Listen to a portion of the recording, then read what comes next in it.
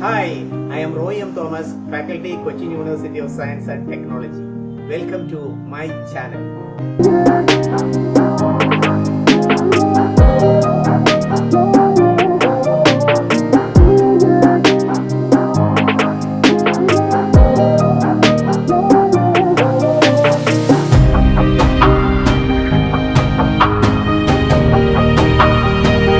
See, ISI mark cement.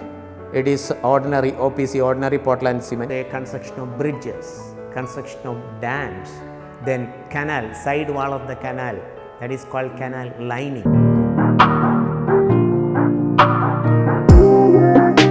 So what is the advantage of Torr steel over ordinary mild steel? What is the advantage? That is the advantage. Good grip, good bondage with concrete.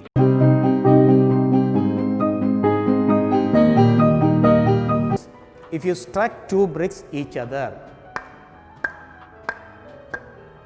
it should produce that sound. What is that sound? That sound is called metallic ringing sound.